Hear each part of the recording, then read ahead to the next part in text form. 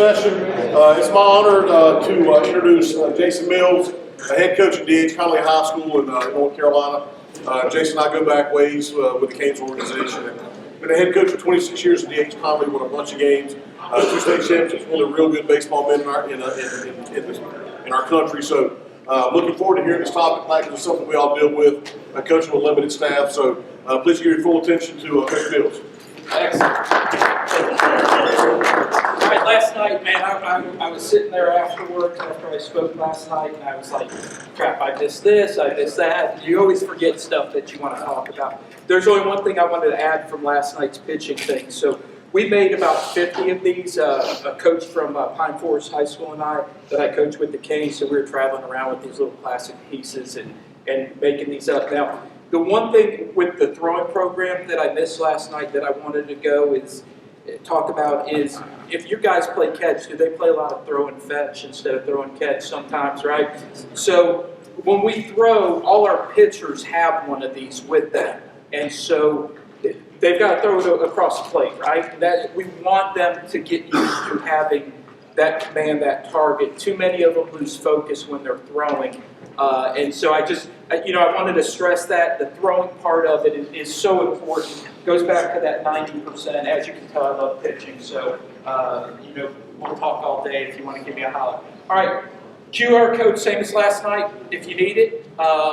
If you didn't get it or you have trouble getting in that Google Drive, remember there's everything in there. It's just not, there's schedules, there's character building, there's whatever you want to look at in there. It's all yours.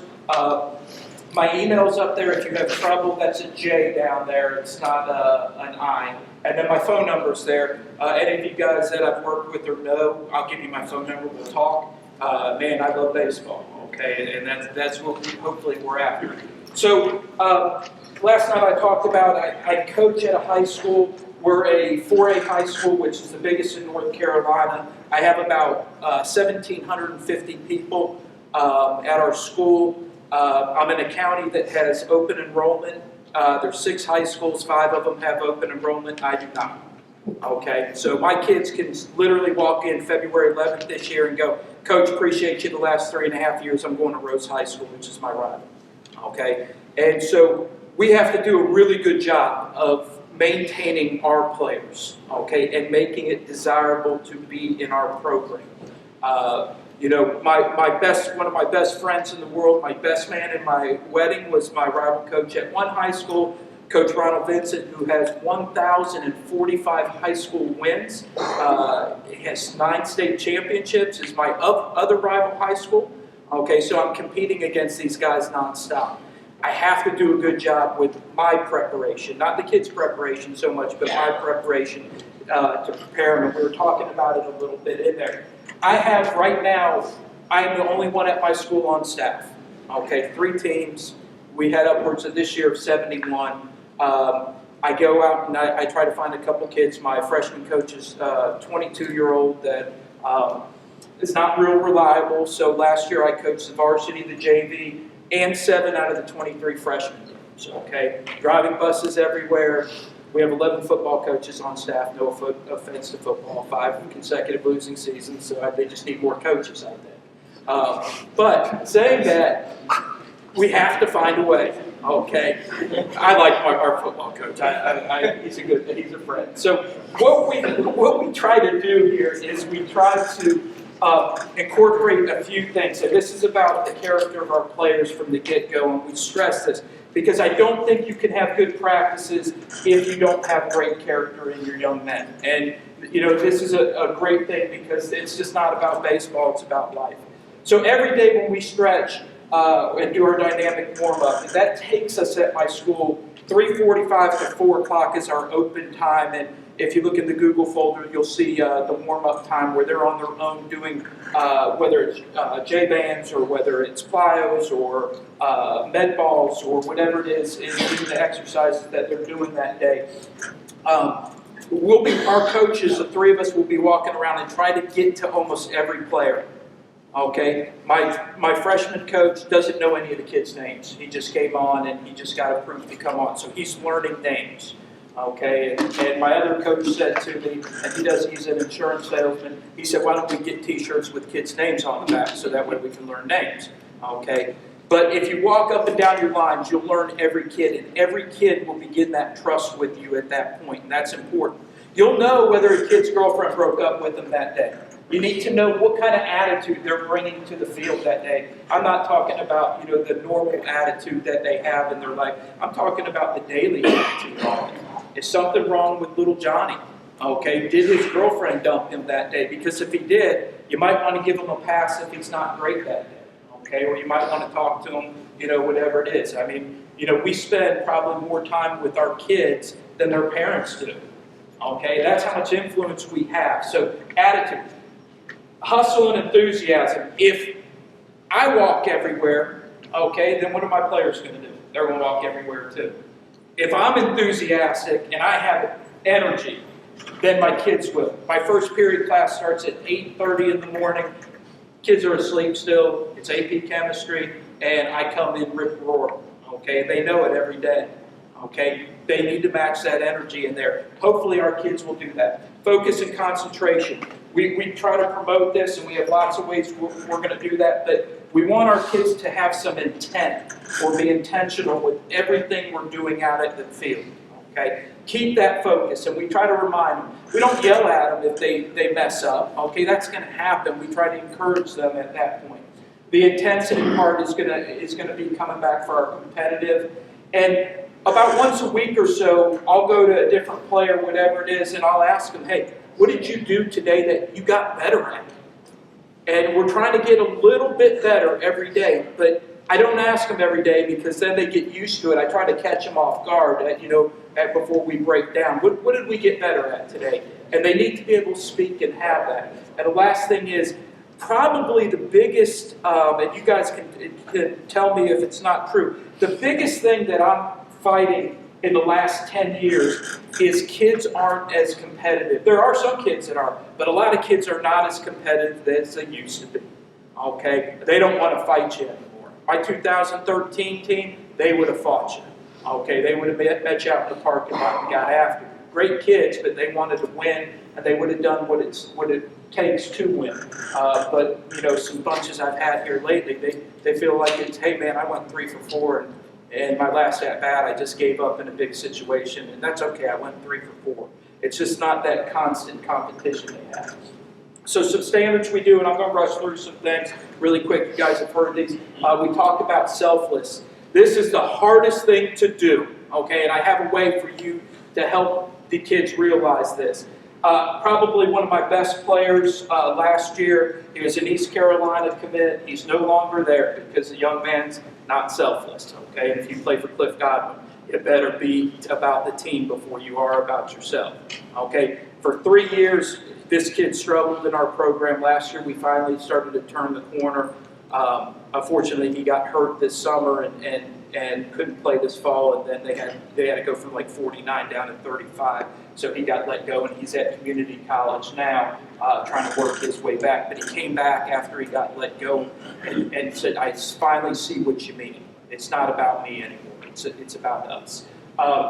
Excellence. We want to be excellent in everything we do. Energy, that speaks for itself. We want our kids at the end of the day to walk off the field and not have anything left.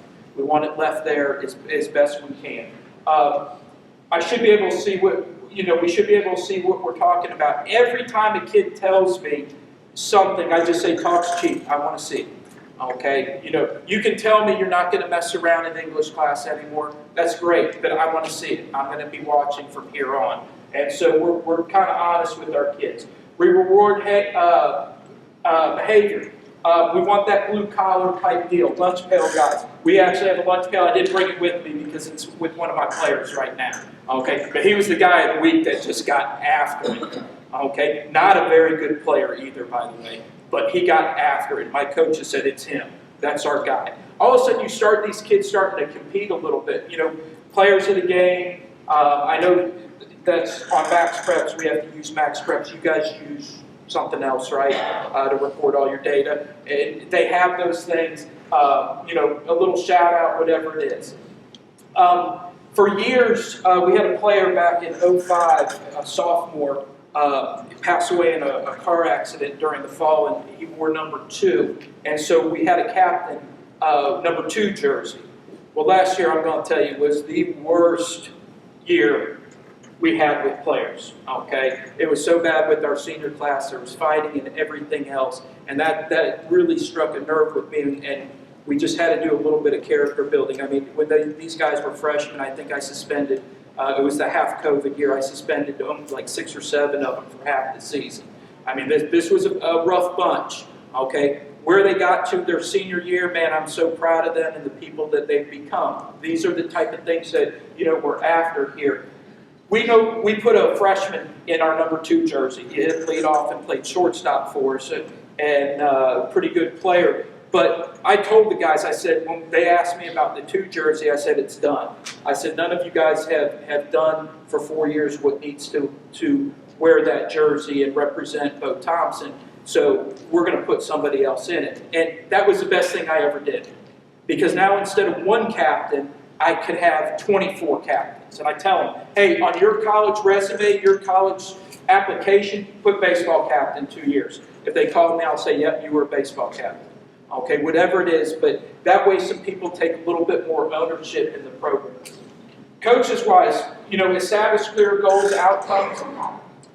Something that I learned that half COVID year, we didn't start until May 1st. We actually started practice in January because there were no dead periods, so we cheated like crazy. I guess you could call it that. But we said we started getting ABs every day, live and scrimmaging, because I was like, normally you could play 24 games in our state, but we were only allowed to play 14, and we had to do it in 6 weeks. And I was like, these kids are losing out because of, the COVID thing. So I was like, we're just going to have World Series. We're going to have double elimination tournaments.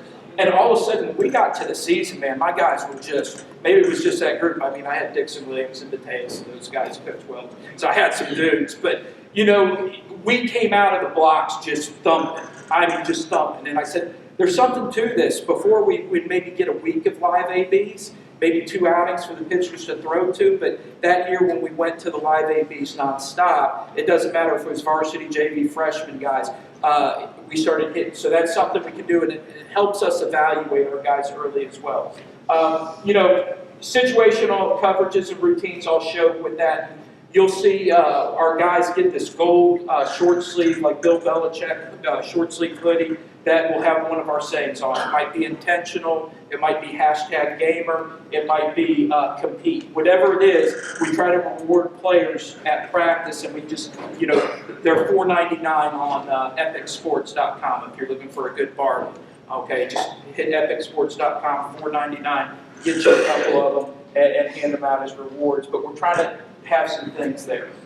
Accountability we'll talk about, and I really don't need to go through a bunch of this, but if I have a player cutting up, we had my first one since 2013 the other day with one of my assistant coaches. We had rented East Carolina out to go indoors because it was so cold, and when we got over there, my hitting coach was talking to the hitters, and my senior third baseman was just screwing around the whole time.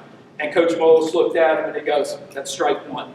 And he knows what that meant. So they do a triangle. They sprint to the foul pole. They jog from pole to pole, and then they got to bear crawl all the way up, and they have to do it 3 times. The second time they want to screw around when they're, I'm not going to say we're like the police on this, but the second time they want to violate or be disrespectful, the team does it and they watch.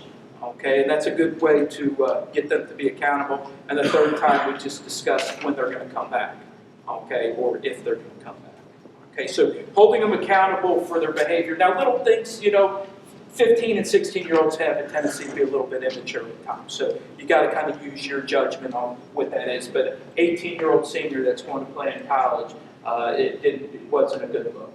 Remember, we're supposed to teach, teach. Show, demonstrate, especially in the dugout. We have a dugout chart. We have cues about what to say. I know Coach Hugs, Coach Welch, and I have talked in the past. The worst thing about travel ball is this out of the dugout. Okay, it's no longer this or this. It's how much they can run their mouths. And it's just unbearable. okay? And so we don't allow it. I can't say we're ever perfect. I might have a kid snap off in a game once in a while, but we try to correct immediately, okay? That part of the game needs to go. I mean, I understand there's sometimes, but like, you know, we were playing first round of playoffs against a 31 seed, and we were a 2 seed, and before the first pitch, they were running their mouth. Okay, and it was just like, I looked over at their coach, and I know, who's a good friend. I'm like, Gramble, dude. He goes, I'll get him. I'm sorry, Mills. I said, thank you. That's all I can ask, okay? Handle it between the adults. Never say anything to kids. That keeps us safe because you don't want parents jumping at you, right? Be consistent with expectations. I'll tell you, I probably am the worst about this because my best player is the one I'm the hardest on, always. I'm always hardest on my best players. My not so good players, I'm kind of soft on a little bit, but I probably should be a little bit more demanding. Get everything we can. Talk to your players. After you do something, say, did you like it? What'd you think? Some of them will get you'll get their honest feedback from there. And last thing, bring the juice. Okay, hardest thing you're ever going to do, promise you, is you're going to have a snow day or a rain day or something. Bring your team into your classroom, okay? Have them read through this and determine what type of player they are. They've got to read all these. So you have a competitive player, and the player has the drive to work every day in and out. I'm sorry, I'm reading from a PowerPoint. That's one of my no-nos. And they always want another chance to succeed. If a player doesn't have this drive to be the best, you know, and he also can instill this in his teammate. The player wants to be to play with the scoreboard on at all times. He's going to rise above everybody else when play ball. You got passive players. You got overly aggressive players. You know, that guy that's just like slamming helmets and grunting all the time and yelling F-bombs after they ground out to first. There we go. You got the smart player, a negative player, a selfish player. Ooh, guarantee you none of your players will ever look at it and say, I'm number 6. Okay? And again, this is all on my doc. It's under character building if you can't read it or can't see it. And then the team player. And so your job that first day to get in your classroom, and we did this last year for the first time, and it was amazing. They have to stand up. They get a little note card. They write down what they are. And then they have to stand up in front of everybody and explain it. Okay? And the one that was number 5 right there, the young man I was talking about, love him to death, said he was a 7. And everybody snickered. And, I didn't point him out or anything else. It's just nice to know what the kids think about themselves sometimes. And then all of a sudden the discussion started with the kids with each other. And there's no arguing. You can control that, right? If something you feel like is getting out of line, you stop at that point. But you start bringing some stuff because this is the key right here. We have performance on this side, I'm sorry, it's blurred, and trust on the bottom. Okay, if you are a low trust, low performance guy, you're my manager, you're my bullpen catcher.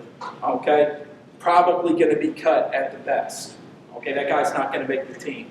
If you're a high trust person and low performance, I have a spot for you in my program. Okay, you might not be very good. You might get 2 at-bats, 3 at-bats in the year. You might pitch 1 inning in a 20-0 game. But we've got a spot for you in there.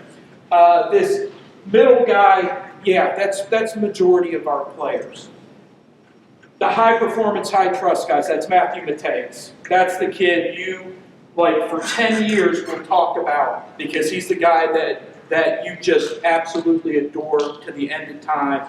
And he's going to be that guy that makes you proud as a dad, as a pharmacist, or as a baseball player. It doesn't matter. But that's the perfect kid. Okay? I wish we all had 25 of those. All right? It's this one. The good one that you can't trust at all. That's the cancer. That's the one that rips down your program. Okay? And it's tough as coaches because how can you tell your best player he's your biggest hindrance in being good? And that's what we had to do with this player last year. We had to stop him. Okay? And once he understood, he had been told this. I mean, Matthew Mateus pinned him in the cages one day his sophomore year because he was acting a fool and throwing baseballs at people. Okay, this was just a really bad seed of a kid that we were trying to help, and a really good player at that. But finally, this kid recognized and realized and started to change and started to become more about other people than himself. Okay, and hopefully he's going to be successful in his next challenge in there. But as a coach, sometimes you can't. Do not ever call a kid a cancer. Remember that, because you're going to be in the principal's office, right? Okay, can't tell them they're toxic because you're going to be in the principal's office. But you can address what the team is seeing in them, and they can have the decision to change or not. Okay, and so it's a really tough thing, but you've got to identify that if you have it. Hopefully you don't. Hopefully you don't. The more players you have, the better opportunity you might have one of those. Okay, now every day at the beginning of the practice, okay, we do go through, and I'm going to start getting to the drill stuff and all that stuff, the better stuff here in there. Is every day at the first 10 minutes, so we've done our individual warm-ups, we've done our team dynamic, we've done our throwing program. We pick one skill the first 10 minutes of practice, whatever it is, and I have all these things listed up there, whatever it may be, whatever you can think of, okay? Today we're going to be working bunt coverage 1. And we're going to do it no more than 10 minutes. Generally, it's about 5 to 8. Okay? So during this time, my freshmen and sophomores are out in their throwing portion of that. My varsity is on the field with me doing that. And if we're going to do, let's say, runner on second and bunts to the third baseman in between third base pitcher, that's what we're going to work on, that one thing. No matter how good or how bad we do at it, 5 minutes is all we're going. And it's only one thing. And we have enough to get here. You might do rundowns one day for 5 minutes, okay? You might do time picks at second base. You might be doubles in the gap. Whatever it is, it might be a base running thing. Okay, you pick one thing 5 minutes at the beginning. You do a team thing to get them going and get them juiced. As soon as we get that done, my group goes off. They go with my other 2 coaches or one of my other coaches, and then we take the varsity and JV and start their practice on the game field while they go to the cages and do individual defensive work on this little practice area there. But the more you can do, I mean, if it's raining, you can do that. You can go, hey, let's talk about what your routine is as a pregame starter, as a pitcher. Okay, or what your routine is if we go to Jacksonville Northside and they don't have a cage to hit in pregame because we play JV varsity doubleheaders. What are we going to do to get ourselves ready to hit? There is no cage, there is no BP on the field. What are you going to do? So little things like that we try to cover. 5 minutes, 8 minutes tops, right off the bat. I got this from Coach Fitzgerald at Stoneman Douglas. I went down and watched them practice, loved it. Okay, the intensity during those first 5 to 8 minutes, because they have it, as soon as you can establish it, it sets the course for the rest of practice. Okay. So every day, at the end of practice, we try to pick one thing, just something fun, because we're talking about competition, and that's what this rest of the thing is going to be. We try to get something in there that's not practice related, but it's competitive related. So my freshman team, my JV, my varsity, they all come together back to the field. We're going to go 15 minutes. So each group might be going 5 minutes on the field. So the big one, and probably the worst skill that we teach as coaches, is we don't do enough live pickoffs over at first base against base runners, right?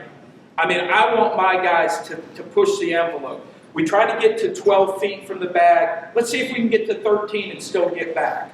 Okay? Yeah, we're going to get, bloody hands or bloody forearms or whatever it is diving in. But we're going to be prepared for that first scrimmage because our pitchers are going to come set. Okay? And we're going to use different pitchers. We're going to vary our looks. We might pitch to the plate. Just put a little bind hole up there halfway and let them flip into it. Now we can either work secondaries or jumps. Or we're going to pick. And I put 4 lines back there, but I only have one first baseman. So the guy that's live, he's working against the ball. The other 4 are working as well. When we dive back into the base, guys, I want my kids' chest on top of the bag. That's how hard I want them to go back in. If you watch a lot of these guys, when they dive back in, they just barely get the hand in there, right? I want that chest to come over. I want them to go back to the base so hard, and I want to get to that point where everybody in the crowd goes, ooh, was he out or safe? It was that close. We need to push that envelope to find out. Because I don't know about you, but like JV-wise and freshmen, when I go watch them the first couple times, that's bag, and they're going to be about right here from the base, right? They just don't understand the distance that they can get, that 12 feet. So we put the cones out and we try to get them there. Challenge. And during this time, if you get picked off, one, that helps my pitchers with a little confidence about picking off. And two, it tells them, hey, I got to either be quicker or I've got to shorten up. I can figure out what my distance is. So, if we do this and we get that going, you don't even need to do it on the game mound. You could do it over on practice side. You could have 3 groups going, but make them dive back. Make them get in there and work. You could do it out at second base, wherever it is. So we're going to compete there. You can add little games in there, points for picks or points for stolen bases, whatever it is in there. All right, next one. Time to test the catchers. My favorite with our catchers. Now, we have 7 catchers, so we're fortunate. 2 of them are not real good. But they're catchers, okay? And that's okay. So we'll use the machine. And if you guys have ever seen, like, where you put the big hack attack, little hack attack up, one's breaking ball, one's fastball. Okay, we'll put those up at the end of the practice right there. One of them's probably been out there from BP by that time, so we'll just roll the other one out there. And coach will raise hand. And when he drops hand, we'll use cones to make sure they don't cheat. When he drops hands, they can take their secondary, okay, and then it'll either be, depending on the machine, fastball change, okay, and it's going to be, or fastball breaking ball, and everything's going to be in the dirt. So my catchers are going to be blocking, recovering. We go on every pitch, okay, every pitch. I want our guys to be aggressive on there. 90 feet is 90 feet. Okay, but they have to be able to get that jump, that read on the ball. Yeah, they're going to get thrown out at second base by our catchers sometimes. And that's okay. That's what we want to figure out. That envelope, that competitiveness to say, I want to go. I don't care if you're 280 pounds and 6'5". We want you to take that extra base because it drives me crazy when a ball kicks off the catcher and goes 8 feet to the side and the guy's heading back to the base. Right? So we want to teach that aggressiveness to want to take that next base. It's all about a mindset. And you got to get them to compete. And the nice thing about the practice is if they get thrown out, they get thrown out. Your catchers now have a bonus, right? Okay, you can add points in there. You can say, hey, for every guy you stop from going to second base, catchers, that's a point for you. Every base we get, that's a point for the base runners. You can play a little game in that part right there. Let's see here. You can bring the stopwatches out. I know I'm going to take one of Coach Mongero's things from later, and I hate to do that, but put them on a stopwatch in your infield play. Okay? Make them get the time. 4.3 on regular balls in the infield. That's about an average time. I know there's some base runners that get down there a little faster. There's some base runners that are a little bit slower. Outfield play, place to the plate, right? You guys ever get those outfielders that sit back and have no urgency with the runner on second on the base hit? We try to promote that urgency. We want to get the ball into the infield as quick as we can. Plus, the outfielders are now going to be working there. Hey, you get it in under 8, there's a +1. If you're past 8, it's a -1 for your outfielders. But getting them to compete and charting that and keeping track, maybe a little game scoring-wise, okay? But, putting them on that stopwatch is important. It does put a little pressure on them as well, which isn't a bad thing. All right, little silly things, okay? We're having a little fun. So you might run and play like relay race. Just home to first, have that guy touch, go to second, touch. You're getting a little fitness in, but they're running the bases hard. And it's, it's a little silly, it's almost elementary schoolish, but you're getting them to move on the pass the way you want to. You have teams of 4, and you collect time on that. Winning team at the end of the day, man, they get a new hoodie. Okay? If you want to see kids get after it, put a reward out there. Okay? I had a really heavy-set first baseman last year who could break. I used to tell him I was going to put I'd watch him hit the ball off the wall and get singles. I'd tell him I was going to put a hamburger out on second base and see if he could make it there. And I bet he would. okay? But just something in there. Those short sleeve hoodies, man, those things are great. And so we'll run this thing, and you'll see kids getting after it. You want to make it fun, make them run backwards the other way. You will make them run, whatever it is, but they're getting some fitness in there. They're competing against each other. Baseball skills, I don't know, other than maybe that competitive part of it. Another one, so we'll put them on the clock. This is our Viking Drill 1. We'll go through 4 sets with each team. We'll put them on a timer, collect their time. They'll have a list of what they go. So here, we're going to a ground ball to third. They're going to throw to first. First throws to third. Third baseman to catcher. Catcher back to third. Third to second. Second to first. First to catcher. That's a lot. Give them a little plastic card to put in their back pocket so they know where they're going, right? Like I showed last night, the little laminated pieces right there. This helps me. I'll give you a great example. What's the guy that plays for the Rangers? Wyatt Langford. Okay, Wyatt Langford, when he played for me with the Canes, was this heavy-set first baseman. Now he's a gazelle, right? Okay, couldn't run, could really rake. I mean, absolutely rake. So, Caden Grice, right, South Carolina guy, Clemson guy, got appendicitis and missed Jupiter. So we're like, that's fine. We're just going to bring up Corey's shortstop and put him at third and take Wyatt and put him over at first, and we're good to go. First game of Jupiter, we've got, what's the Williams kid that pitched at Clemson? Ricky Williams on the mound. Man, he's carving. He comes in relief in a big situation. They got first and second, 2 outs, or 1 out. Gets a guy to short chop to Colby Halter. We throw to first. Okay, 2 outs, 9-hole hitter coming up. Kid can't hit his way out of a wet paper bag. And Wyatt Langford sees a guy round third base by 2 steps and airmails it. 2-run score. We lose. We're out of Jupiter. Biggest tournament of the year. Why? Because Wyatt Langford's probably never made that throw from 1 to 3 before in a hurry. Right? So all these throws have some purpose in there, but you can get them to compete for time when you're playing a little match play, Team A versus Team B versus Team C. Okay, and then you got a second one where we're going to go to shortstop, and the balls are going to be moving in different directions. Again, putting them on a watch, getting them to compete. Okay, wanting winners. Maybe you do all 4 of these drills, and the team that wins at the end, they get the T-shirt that day, or the whatever it may be. But, you know, the whole point of this is breaking monotony from our practices, right? Because our practices tend to be, all right, stretch, throw, ground balls, BP, go home. I'm guilty as can be, okay, especially in the month of April. We'll get to that point, and it starts to get monotonous. Well, we try to start to add some things in over the last couple of years. We have a third one, obviously it goes to the second one, second baseman, and then we flip it around there again for time, and then we have one that starts at the first baseman. And we just try to work these kids, get them to compete for time, get them to move it. You'll laugh when they throw a ball away and everybody on their team gets mad because they got to go get it and the clock keeps running, right? You know, and they get upset with their teammate. Well, that's where we can teach them how to positively, help their teammates instead of, yelling at them or fussing at them. Whatever it may be. All right, so those are our, just a quick, move the ball. Probably everybody does this, but I love this. A fungo with 21 outs. Just, you got to make 21 outs here.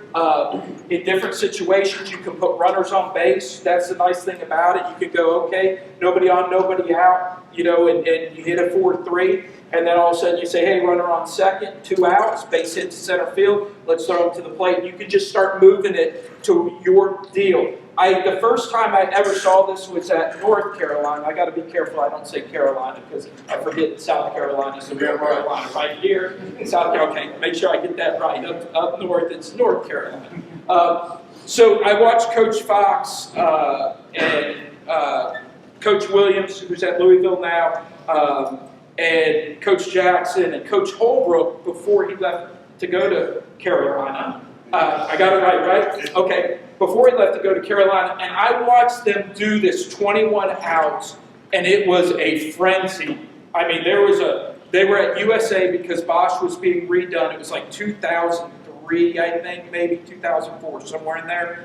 And they are bouncing guys around, and the guys know what the routine is. It's like, hey, F6 out there, and then all of a sudden you see a pitcher hops on the mound, and it's a 1-3 or a 3-1, and then all of a sudden it's a time pick to third with the pitcher, and then it's a double in the gap. And they've got this pattern written down on there, and their guys are in tune. They're just rolling. They know it. And Coach Fox the whole time, by the way, there were only 2 fungos. So if you think about it, there's 3 coaches out there. So one fungo's at the plate, one fungo's out by second base, and Coach Fox sat right here on the third base box at USA Stadium and just went like this and watched the whole time. Okay? And they were getting after it. It was the most amazing thing. It was a little bit chaotic for me because I didn't know what was going on. But once I talked to Coach Williams, he kind of explained to me, we're trying to confuse our players and make them think quickly. Man, what a great time to do that in a 21-out situation. Okay? Again, getting them to compete. This one right here is terrible. I wish it was better. So we might pick our infield stations and pick 3 of these. Something is going on. There's 3 fungos going, or it might be a coach rolling a ball or a player rolling a ball, but every position, including pitchers, is going on. And I know the first question you're going to have, what if I don't have a lot of pitcher-onlys? What if half my pitchers are also my infielders, right? Good. Use your JV pitchers with your varsity infielders, and use your varsity pitchers with your JV infielders, okay? And you can roll it out. So like station 1 might be a 1-2 term. My worst thing in college, I remember my pitching coach had me out with a bucket of balls hitting fungos, and I had to throw it back to the catcher because I had the yips throwing it to the plate as a pitcher, okay? And I had to work my way out of it. So how many times do we give our pitchers a chance to get up and make that throw to the plate? It doesn't happen very much, but you can get it in 5-minute segments. Okay, here you have a 5-3, here you have a 4-6 with a pump fake, and so everybody there is working. Little things you can do, but you program it out, and you can put them on those little plastic cards for your kids so they know where they're going, and you do 3 a day. Okay, 5 minutes, 5 minutes, 5 minutes. Don't vary it, forever. And again, this is in the doc. It's a horrible picture of that, but it's diagrammed out. And so I can say, hey, we're doing stations 2, 5, and 8 today. Okay, and then when they go to pick up their card from the bench, it has stations 2, 5, and 8 on there because I just cut and paste them on there and then just put them in there. And I have an intern that's actually my freshman coach now, so he's going to laminate a whole bunch this year for me. He doesn't know it yet. Let's see here. Another one is starting to get to more gameplay. So it's team offense versus team defense. We're trying to get kids to understand situational hitting. You talked last night, I swear I heard a broken record last night of my hitting coach from the Coastal staff because he talks to them so much. And Coach Willis, my hitting coach, is so close to their staff, and they talk all the time. Infield back, less than 2 outs. Ground ball scores, right? I mean, we do that nonstop. And I thought it was just Moley until I heard those guys last night. And now I'm like, now I know where he got it, which is really good for that. And I hammered him a little bit last night, and he laughed a little bit. But in this situation, it's a great field to finish practice with, up-tempo. Use the machine, use coach's pitch, whatever. Put the varsity in the field. But try not to have more than 2 at a position because then they start getting a little unfocused. Use the pitchers on the mound as fielders, half the JV at the plate ready to go, half of them on the bases. You can use safety screens behind second base, whatever it is. Live swings with base running, encouraging defenders to make good throws. 1 point for the offense if they get the runner to third. Okay, if it's on second, if they score the runner, they can get 2 points. -5 if the runner gets thrown out at third, meaning ground ball to shortstop, he takes off, I flip it to third, and he's out there. Boom, that's a negative there.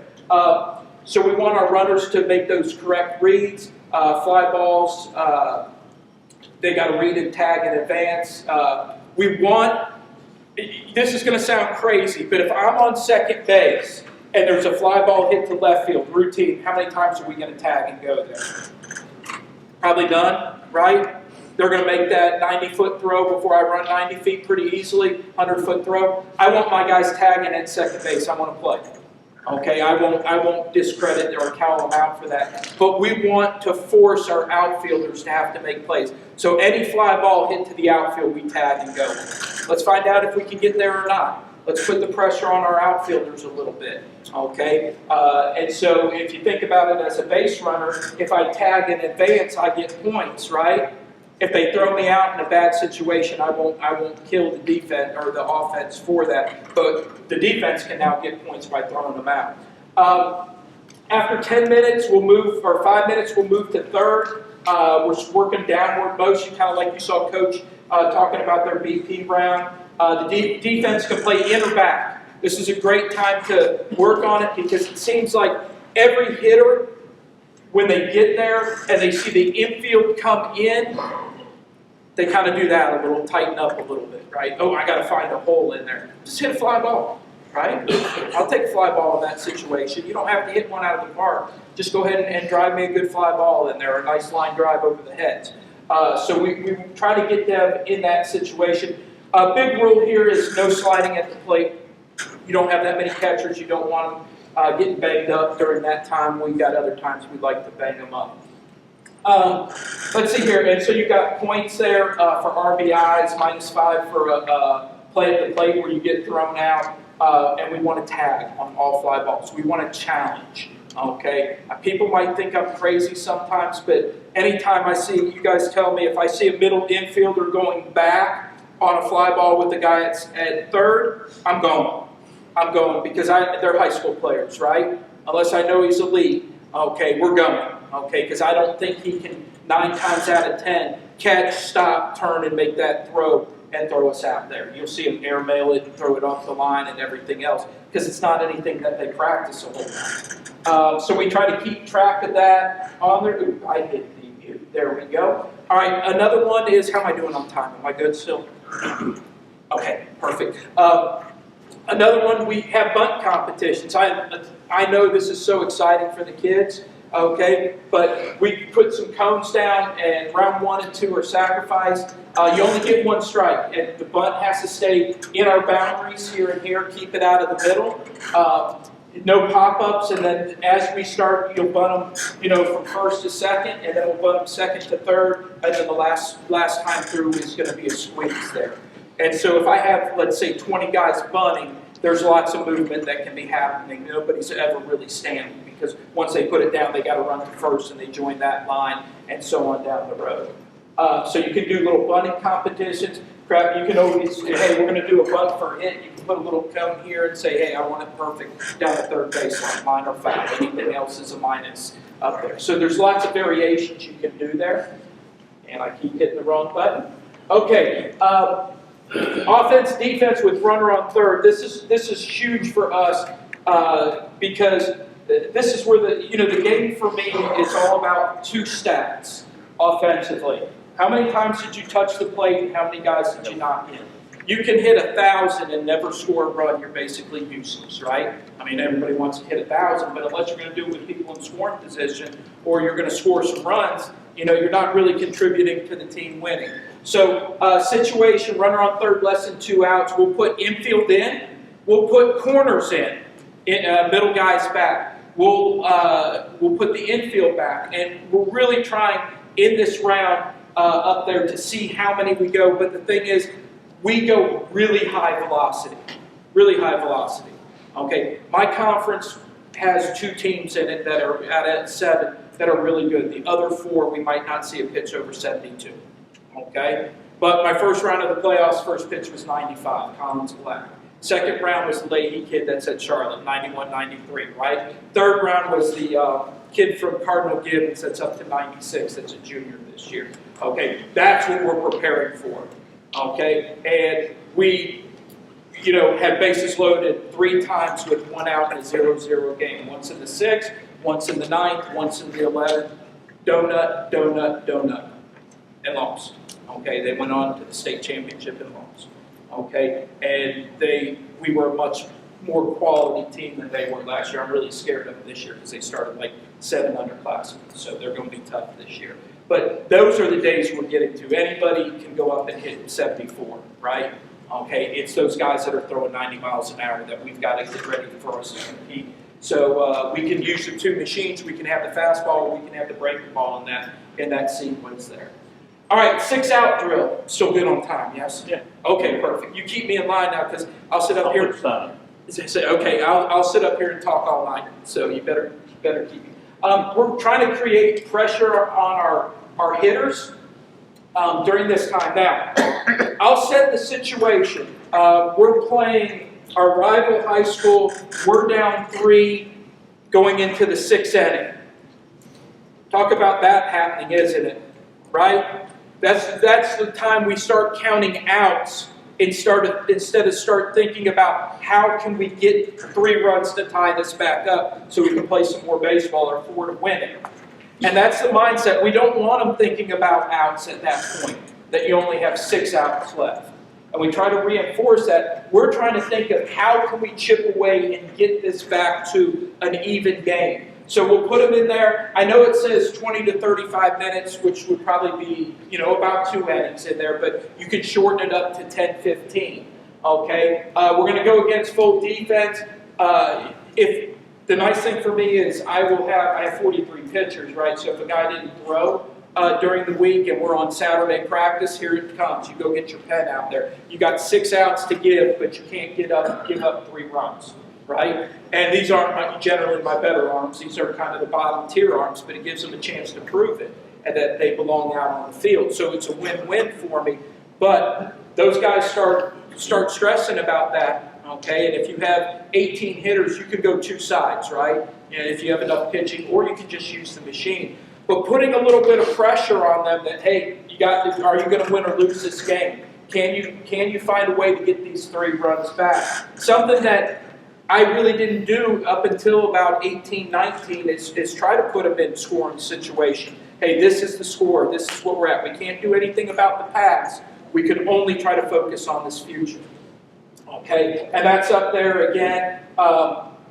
Let's see here, knockout. Okay, I love knockout. We're trying to create a game that's like a situation. You got to execute a skill. Whatever it is. So if it's a bunt, you got to execute the bunt. And you could call somebody out. So Coach Cox, me and you are going. Okay, we're going to bunt down the first baseline. Boom, I foul it off, you put it down, I'm out. Okay, he's in. The next skill might be hit and run. Okay, the next skill might be, hey, hit a ground ball at the second baseman, move a runner up. Okay, whatever it is, the sequence you want to do, but you let the players call each other out. Okay. Love that, okay? Because you'll find out who the competitors are. Because generally, the best competitor or the best player, hopefully, is going to go after the other best player right away, right? And that's what we want to happen. We don't want, I'm terrible and Corey's really great. I don't want Corey to call me out because I'm going to be out the first time, right? We don't want you to have an easy win. We want you to go after the big ones, right? And get that going. So that's a good one right there.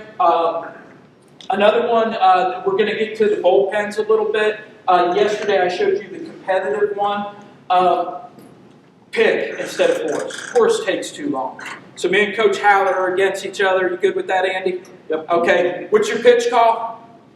What are you going to throw here? Slider. Slider where? In or out? Out. Out? Okay, so he's going to throw a slider right there. Boom! I've got to throw a slider right there too, right? Oh, I missed. I got to pee. Okay, so me and Coach Howard are going to go against each other during this time. Pig is a lot better than horse. Horse, you might be there for an hour. Pig's going to go quick. Okay, and so you got that. You got the strike plates here, so you can use those in that situation. Coach Howard goes, hey, we're going to throw a fastball off the plate, but I don't want it too far off. I just want it on the yellow. Okay, and he's going to throw it right there. Well, I hit red, he hit yellow. Now I got an eye, right? And so on down the road. Get those pitchers in there. Get them competing against each other. Let them call each other out. I want my best guys to go against my best guys. Live looks, man, so the first week, this week when we start going, hopefully, it's simulated. It's fastball, fastball, change, fastball, fastball. Next hitter. If they see 5 balls, that's all they get. Okay, because we've got to keep these things going. Our guys are throwing 30 live this week. Okay, 15 and 15, and then we switch after 15. But as we get going that last week, I'll let them start calling each other out. So Ryan Johnson, who pitches he's at Pitt, and one of my first basemen, man, they had a little beef going. Didn't know about it, but they had a little beef going, a little chitter chatter. And because at bat they saw each other before, Ryan had to call his pitches out, and Jacob took him out of the arm. Okay, well, the next time they didn't know what was coming.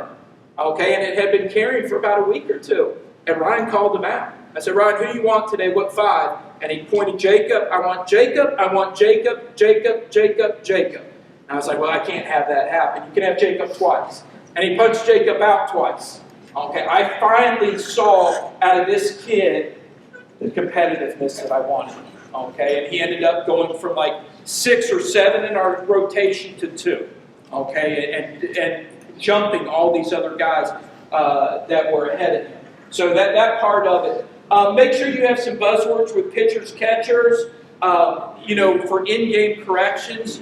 I'm guilty at it, but, a lot of times guys will be flying open and you yell at them out there. So this is something you can kind of incorporate with them. Hey, shoulder, and they got it. Batting the chance was tempo, meaning he was going too slow. Okay, tempo, that's all I'd say to him, and he'd look at me and shake his head. Learn some key terms with your guys. You're hitting guys, you guys have great terms out there. I'm terrible at it, so I'll leave that up to you guys on there.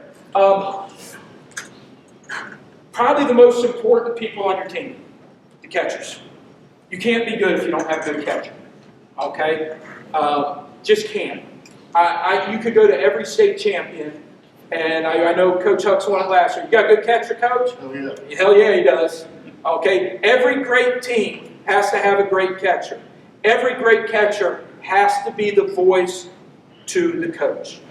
That's the way it needs to be, though. So if you got a freshman, don't matter. He needs to be the coach or the voice of the team to coach. Okay, even though he's not the best player, he might be the worst player. He needs to learn how to take charge of that. Encourage your catchers to start communicating. Practice it with them. Every day at practice. At 13, we lost in the state championship to Travis Poole's team at Weddington. And I had a sophomore catcher. He's like 5'5", man. He could block. He could kind of throw. He got like 2 at-bats on the year because he just couldn't hit. Nick, every practice. Nick, what'd you see today? First couple of times, nothing. By the end of the season, he would be on those seniors calling them out. Okay? Hey, Davis Kirkpatrick, I saw you at shortstop, man. We need better effort from you out there. Okay? Whatever it is, and that leadership from that position is important. The other thing is, your catchers have to learn to tell you the truth about your pitchers. Coach, I had a catcher one time out on the mound. I was like, Chris, I said, how's Matty right now? He's like, he's done. And Matty looked at him. I was like, all right, Evan, let's go. And Matty was pissed. And after the game, I said, Matty, what was going on out there? He goes, my curveball, I was hanging the crap out of it. My fastball felt like it was like 81. And I was like, well, it probably was. Catchers know the deal. Okay, the more confidence they get, the better they can run your team, the less you have to do as a coach. So let those kids run that team at that point, man. Sue Campbell, right? I'll hand the keys to the car.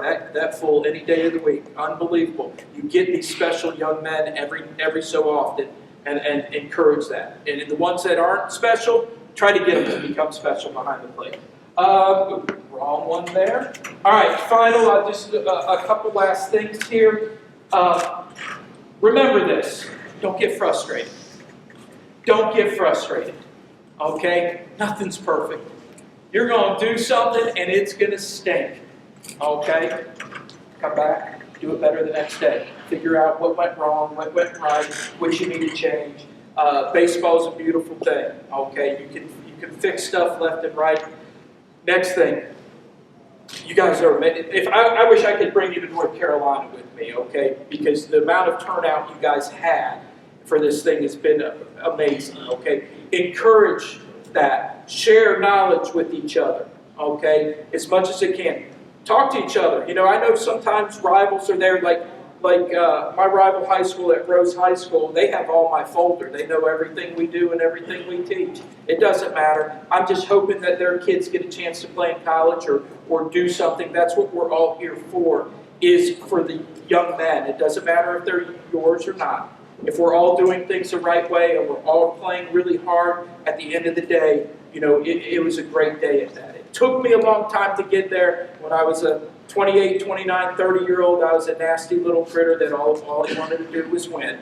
Okay, but now it's to the point, like, I just love seeing good baseball and seeing good young men and seeing things done the right way. Guys, again, I think that was the last one. Numbers up there, QR codes up there. I'm an open book. Again, if you see something that I didn't do or something you didn't like, man, I'm all free to hear about it. My feelings don't get hurt. I live with my wife. She hurts them every day. So it was an absolute pleasure being here with you guys this weekend. I look forward to seeing you guys in the future. Thank you.